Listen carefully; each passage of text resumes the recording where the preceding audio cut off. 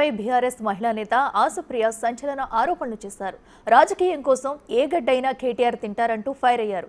తనపై నీచంగా పోస్ట్ వేసిన వ్యక్తితో కేటీఆర్ ఫోటో దిగడం దారుణమంటూ ఆవేదన వ్యక్తం చేశారు ఆసుప్రియ. అహ్మద్ పాషా అనే వ్యక్తి తనపై అసభ్యకర పోస్టు వేస్తే తనకు పనిష్మెంట్ ఇవ్వకుండా కేటీఆర్ దగ్గర ఉండి ప్రోత్సహిస్తున్నారని మండిపడ్డారు. పార్టీలో ఉండనివ్వొద్దని కేటీఆర్ ఇలాంటి కుట్రలకు తెరలేపారంటూ ఆరోపించింది ఆసుప్రియ. అయితే గతంలో అహ్మద్ పాషాకు బెయిల్ ఇప్పించింది కూడా కేటీఆర్ అంటూ విమర్శించారు ఆమె.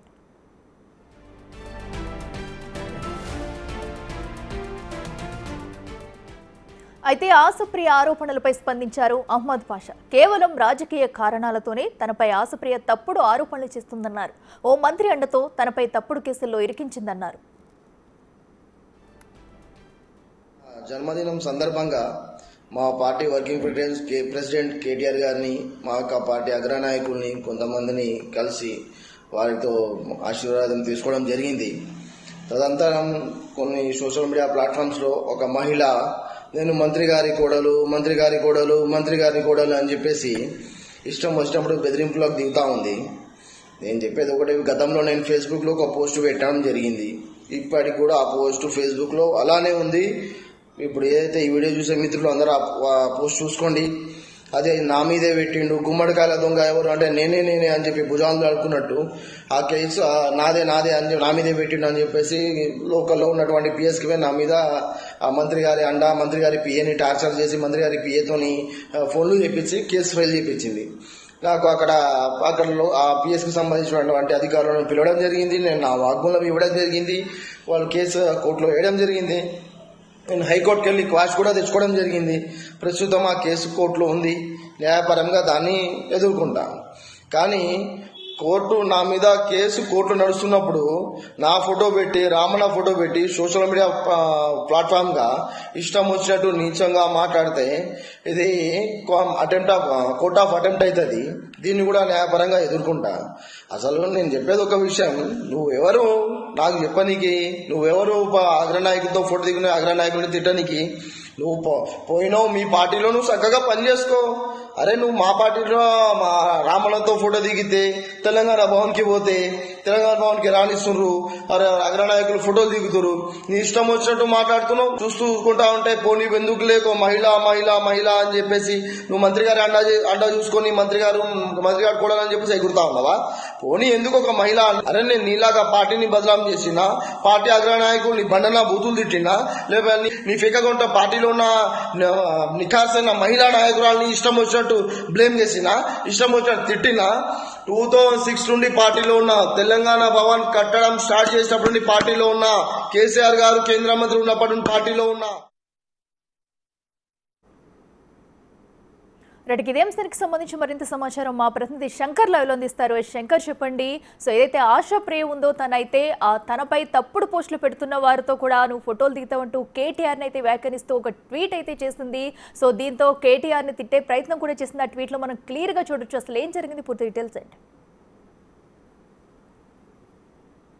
ఎస్ అఖిల, ఎవరైతే బీఆర్ఎస్ పార్టీలో చాలా కాలంగా పనిచేస్తున్నటువంటి ఆశాప్రియ సోషల్ మీడియాలో చాలా యాక్టివ్గా ఉంటుంది.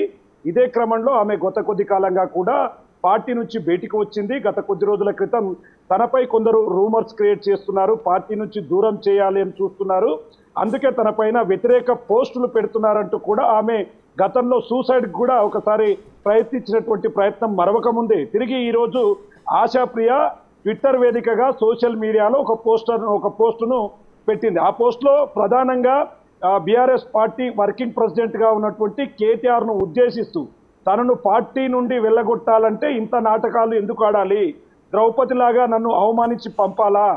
ఎవరైతే నన్ను కించపరుస్తున్నారో, తనను పూర్తిగా తన గౌరవాన్ని భంగం కలిగించారో అలాంటి వ్యక్తితో నీవు ఫోటోలు దిగుతున్నావు, కావాలనే అలాంటి వ్యక్తులతో కలిసి వారికి బెయిల్ ఇప్పించావు, అలాంటి వ్యక్తి దగ్గర తిరిగి ఈరోజు నా మీద కేసులు పెట్టిస్తున్నావు, ఇంత దారుణమైనటువంటి నీచ రాజకీయాలకు నీవు దిగజారుతావని నేను అనుకోలేదు, రేపటి నాడు నీ బిడ్డకు ఈ విధంగా జరిగితే తెలుస్తుంది నా బాధ ఏంటో అంటూ కూడా ఆమె ట్విట్టర్ వేదికగా కూడా ఒక పోస్టును పెట్టడంతో అది వైరల్గా మారుతుంది. నేరుగా BRS party working president KTR పైనే తను వ్యాఖ్యలు చేయడంతో ఒక్కసారి ఈ పోస్ట్ కాస్త సంచలనంగా మారుతున్నటువంటి సిచ్యువేషన్ కనపడుతుంది.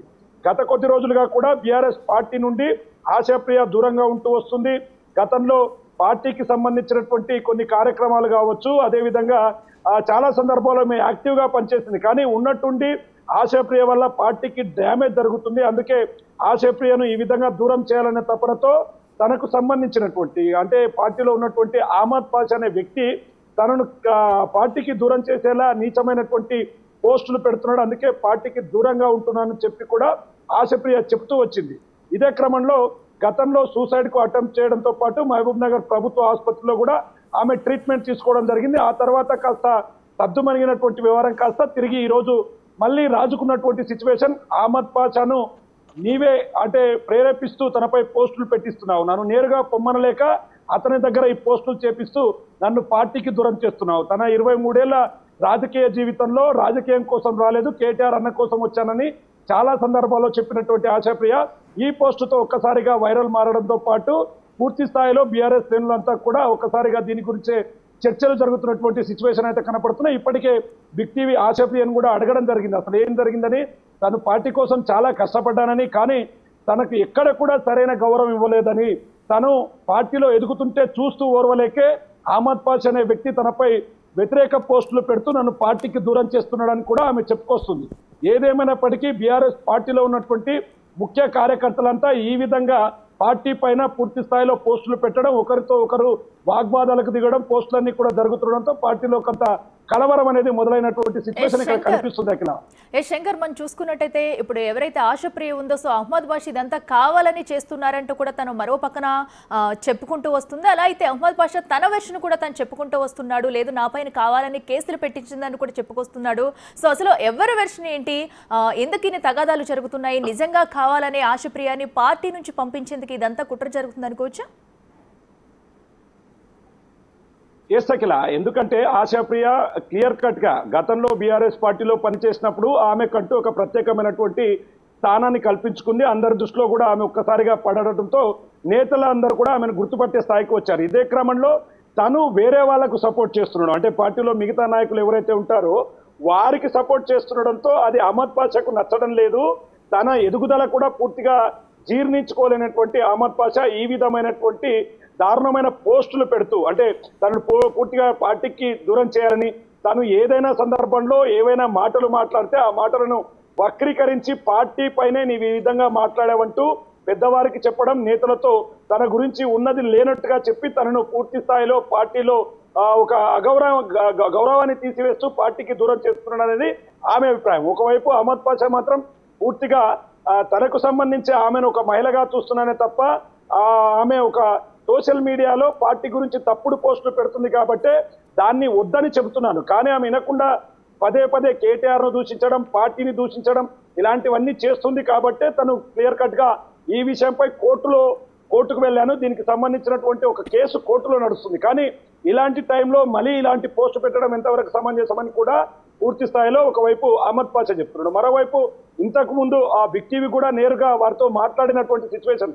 వాళ్ళ అమ్మగారు అయినటువంటి వారితో కావచ్చు ఆశాప్రియతో వాళ్ళిద్దరూ చెప్తున్నది ఒకటే. ఎందుకంటే ఎలాంటి పోస్టులు ఆశించకుండా, ఎలాంటి డబ్బులు ఆశించకుండా పార్టీ కోసం కష్టపడ్డటువంటి తమను ఇప్పటి వరకు ఇంత అన్యాయం జరుగుతుందా, కేటీఆర్ ఒక్కసారి కూడా ఏం జరుగుతుంది, ఆశాప్రియ నీకు ఏం సమస్య ఉందని ఒక్కసారి అడగకుండా ఎవరైతే తనను ఇబ్బందులకు గురి చేస్తున్నాడో కోర్టులో అతనికి పూర్తి స్థాయిలో సహాయ సహకారాలు అందించడంతో పాటు అతనికి ఫోటోలు దిగుతూ అతని చేత పోస్టులు పెట్టిస్తున్నాడంటూ కూడా ఆమె ఆవేదన వ్యక్తం చేస్తుంది. రాజకీయాలకు, ఇంత నీచమైన రాజకీయాలకు కేటీఆర్ పాల్పడకూడదు, తమ వైపు ఏమైనా తప్పులు ఉంటే ఆధారాలతో సహా చూపించాలి, అప్పుడు పార్టీకి ఏ నిర్ణయం తీసుకుంటే తాము కట్టుబడి ఉంటాం తప్ప ఎలాంటి ఆధారాలు లేనటువంటి వాటిని పట్టుకుని నిరాధారాలతో తమను పూర్తిగా తమ కుటుంబ గౌరవాన్ని భంగపరిచేటట్లు ఒక ఆడపిల్లను ఇంత దారుణంగా సమాజంలో తలెత్తుకోకుండా చేస్తున్నారంటూ కూడా ఆమె ఆవేదన వ్యక్తం చేస్తున్నటువంటి సిచ్యువేషన్ అయితే ఇక్కడ కనిపిస్తుంది. ఏది ఏమైనప్పటికీ ఈ ఓవరాల్ ఎపిసోడ్ అంతా కూడా ఒకవైపు బీఆర్ఎస్ పార్టీలో ఒక్కసారిగా గవర్నమెంట్ ఏదైతే ప్రభుత్వం మార్పు తర్వాత అక్కడక్కడ సమస్యలు కొట్టుమిట్టట్టుగా సమస్యలు క్లియర్ గా కనిపిస్తున్నాయి. ఎప్పుడైతే పార్టీ అధికారంలో లేనప్పటి నుంచి పూర్తి స్థాయిలో క్షేత్రస్థాయిలో ఉన్నటువంటి కార్యకర్తలకు పూర్తిగా మనస్పర్ధలు వస్తున్నాయి. నువ్వంటే నువ్వు, నేనంటే నేను, ఎవరికి వారే పెద్ద అంటూ కూడా పూర్తిగా ఈ విధమైనటువంటి ఘర్షణలకు దిగుతున్నటువంటి సిచ్యువేషన్ లో ఇలాంటి పరిణామాలన్నీ కూడా బీఆర్ఎస్ పార్టీకి పూర్తిగా నష్టం చేకూర్చేట్టుగా ఉన్నాయని చెప్పి కూడా బీఆర్ఎస్ పార్టీకి సంబంధించినటువంటి ముఖ్య నాయకులంతా కూడా అనుకుంటున్నారు. మరి రాబోయే రోజుల్లో మరి ఈ అంశానికి సంబంధించి ఆశప్రియ వైపా లేకుంటే అహ్మద్ పాషా వైపా ఈ సమస్యను కేటీఆర్ ఏ విధంగా పరిష్కరిస్తాడో, దీనికి సంబంధించి ఏ విధమైనటువంటి అనౌన్స్మెంట్ చేస్తాడో, లేదంటే వారితో ఏమైనా మాట్లాడి ఈ గొడవను సద్దమణిగిస్తాడో అనేది మాత్రం వేచి చూడాల్సిన అవసరం ఉంది. Akhila. Right Shankar, thank you.